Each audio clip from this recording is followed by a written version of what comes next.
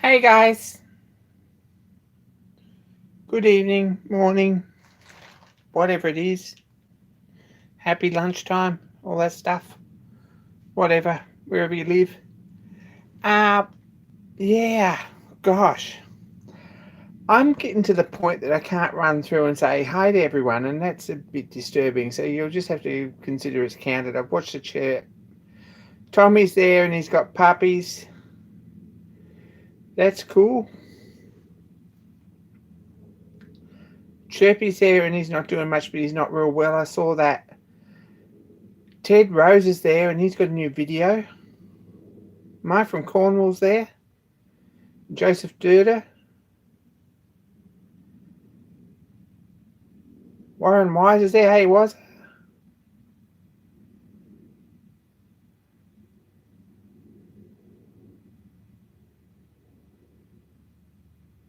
Gary's there. G'day. Is everyone happy? I'm here too. No, that's Ted's new video.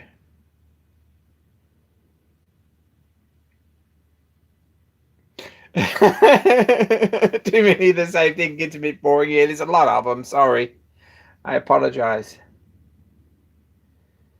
Hey, Adam. David Ann Sykes. G'day.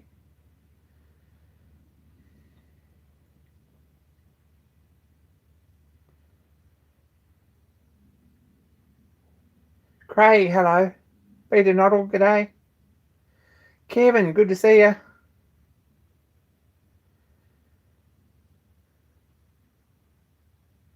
Mark Osborne. Oh, it just keeps going. John Creasy, g'day. And Maddie. Good to see you too.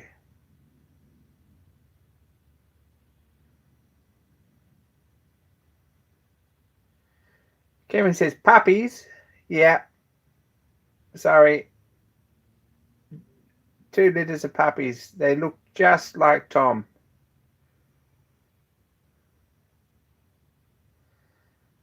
Come on, they're Italian greyhounds. Even I know that. TF, good morning from St. Louis. 5 a.m. So, what's been happening?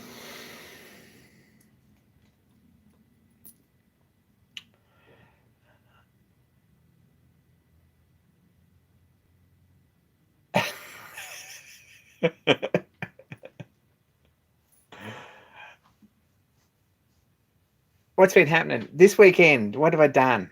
I've spent way too much money. That's one thing I've done. I went shopping. I probably shouldn't have, but we've done it now. It's too late. I spent most of the weekend building project out of this book, which is kind of the in-depth reference for building this locomotive.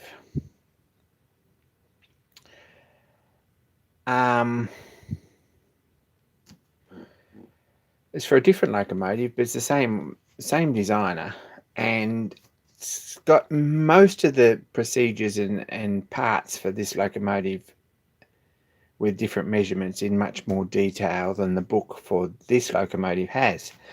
So this is a good place to start.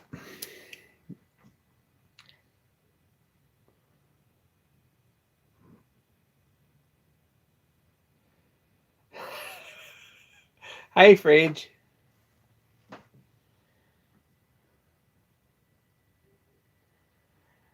So this is a pretty good place to start. It builds if you follow this book, The Words of Music, it builds a tiny little locomotive that's kind of pretty cute, but probably not a big passenger hauler. And probably where I should have started, but I would never finished it. Probably like I'm never going to finish this one. Big congratulations to Fridge Martin.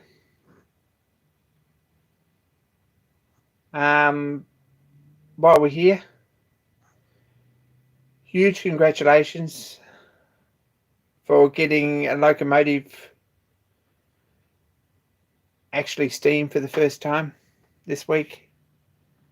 Pretty exciting.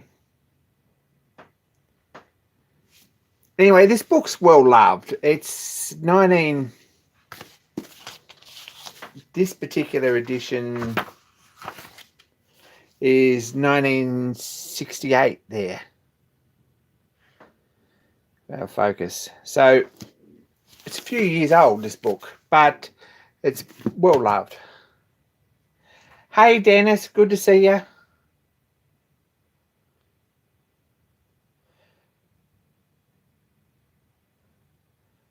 So in this book is this project. I don't know if that's the best surface. I don't know if this is the best surface too, because it's pretty tiny.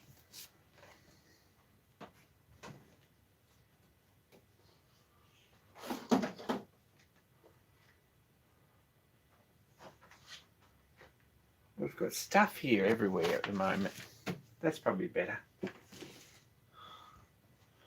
Here's some white paper. This project, right,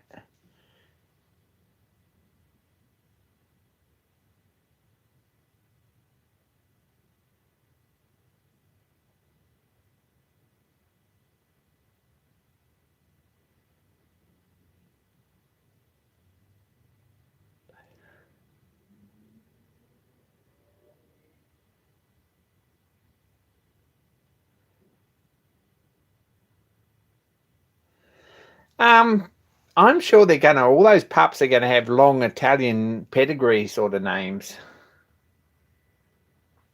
I don't know if you can Italianize that shit, but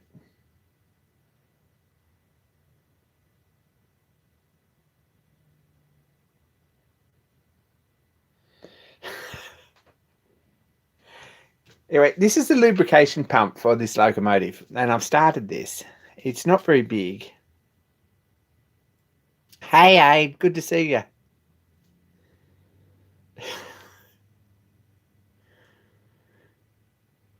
I'm reading the comments, sorry.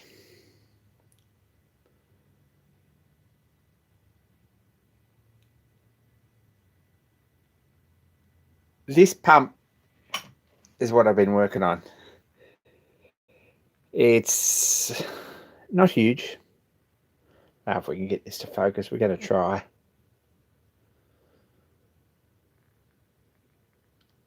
The piston's 332 diameter, and it's got a little gland in there in the cylinder, and a crank pin there, and it clears, but not by much. It doesn't clear by much. Clearance is clearance, isn't it?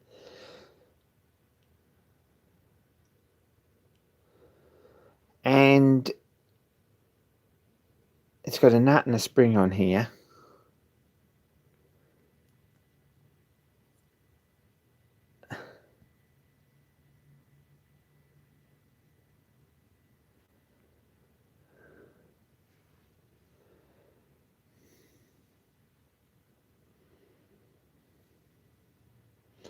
There's not a lot of clearance in any of this, but we'll take it apart.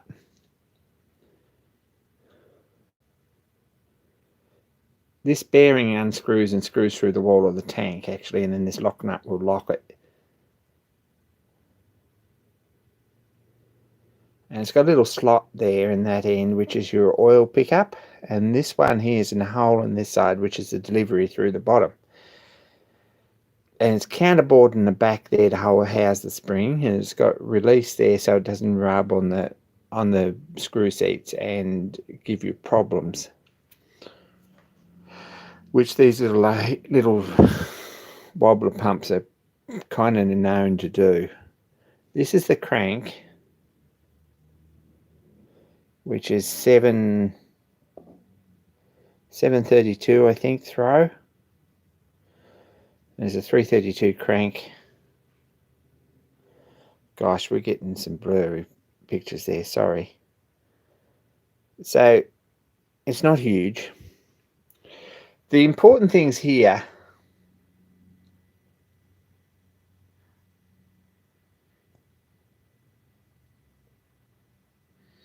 I've not got to AIDS workshop video either, but it's on the list.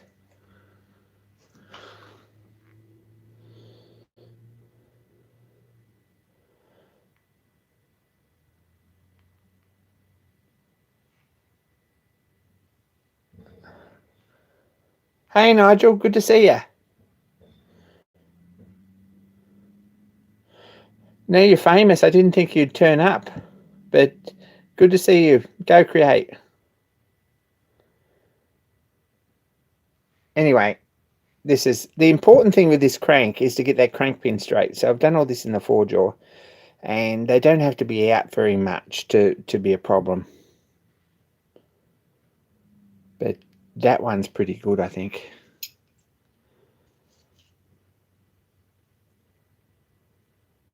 I'm a little bit impressed by this slot here. My fingernails are filthy. Sorry, I've been scratching around trying to sort out some stuff that I bought, and it's all pretty dirty.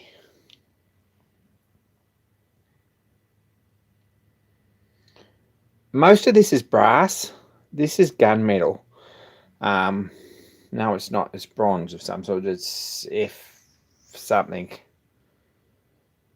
Anyway, it's bathed in oil. Basically, it's immersed in steam oil, so it's not going to wear out anytime soon, I don't think.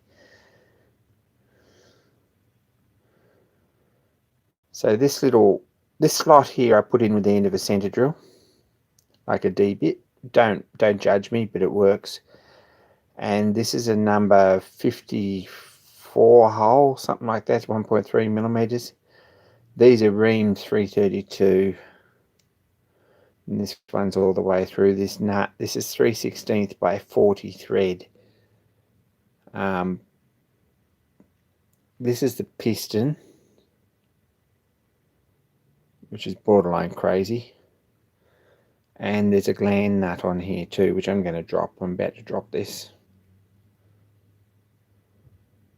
And that gland nut screwed 3/16. Oh, this is terrible, this camera, sorry. That gland nut screwed 3/16 by 40.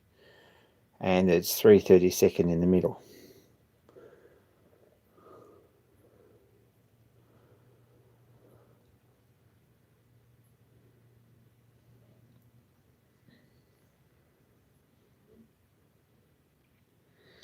Look,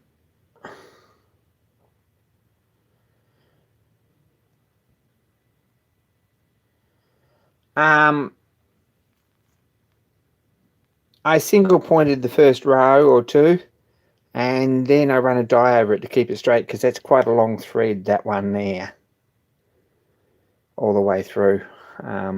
It's 3/4 of an inch long, and fairly easy to get it crooked once you start it wrong. So this has got a plug pressed in the end of it, and it's drilled number 54 there. It's got a plug pressed in the end of it, and that's just soft soldered. So this one goes through here, and it's got a little square tank that I've still got to silver solder up because I run out of pickle and I forgot to get some again. And that base, and it's got a bracket to go on the side to go under the buffer beam.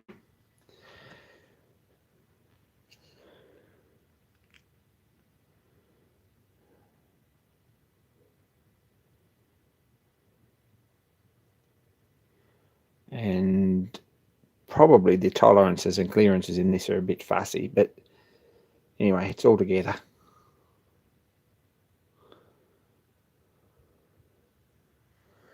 Yeah, too much John Creasy is probably it. But there we go. How do we machine the piston? With great difficulty. Collets are the answer for this sort of work. Collets, and probably the most useful thing in this whole operation. Hey Raymond.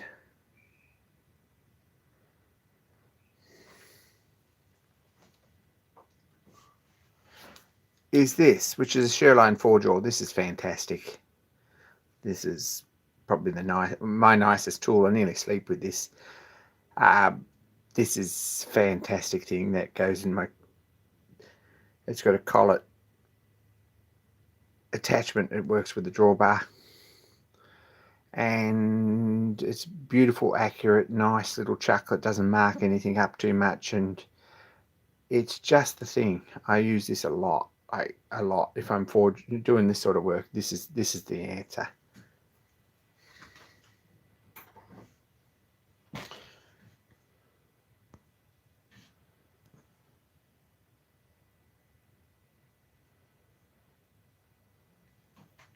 So that's the oil pump.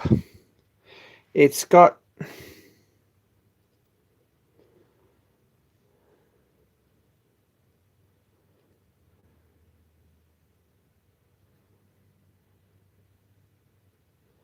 basically a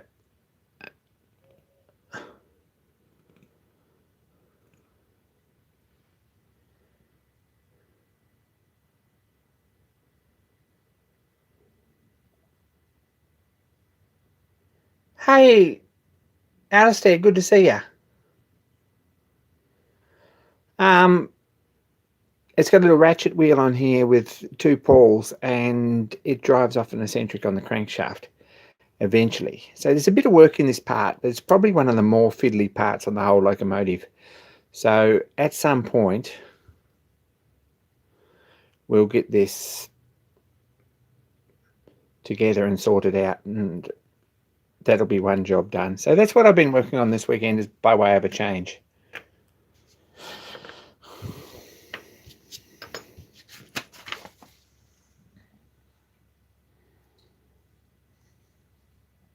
Take care, TF.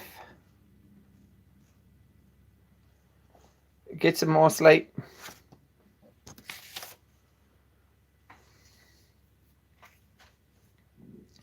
Now, I went shopping, which was a mistake.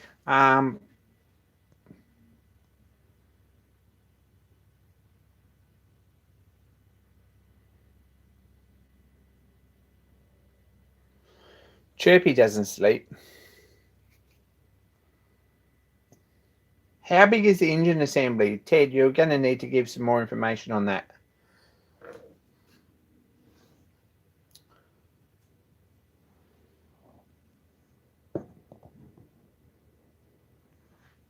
But that goes here behind the buffer beam in under here, and it drives through a clack valve into the main steam pipe here into the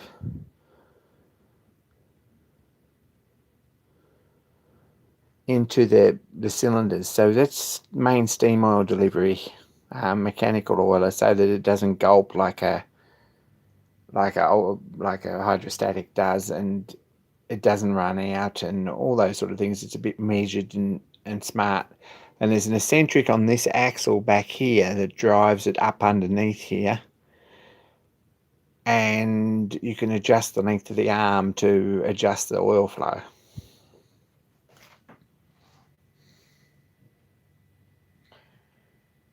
Awesome video, Alistair.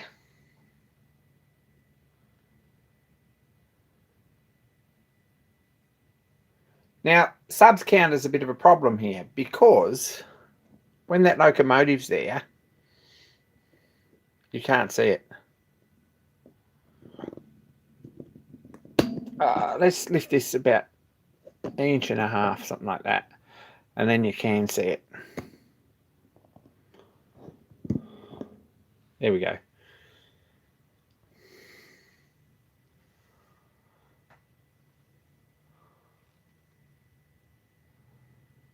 It's coming up now.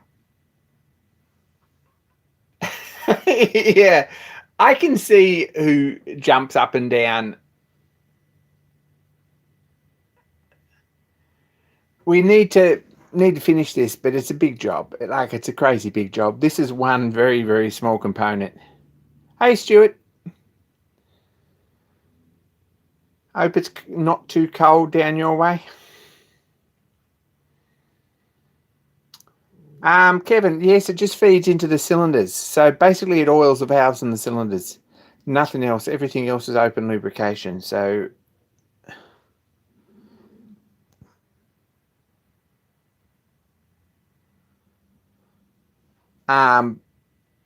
that's it basically. It feeds into the steam cylinder. There's a valve there, a check valve that we've already made, which is here.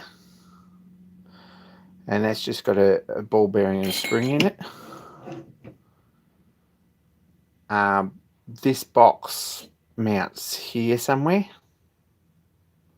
which is the tank. And then there's an eccentric here, You can probably just see that off to the side. It has a strap. It runs in underneath the steam pipe here, along the side here, and then feeds the oil pump back into the main steam pipe, into the cylinder delivery here, and into your valves and the pistons. So that's how it works.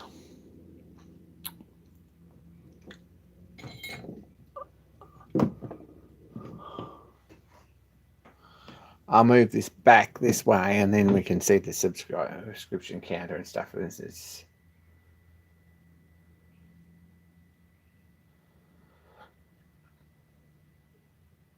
Sorry, I minimized you. I'm back.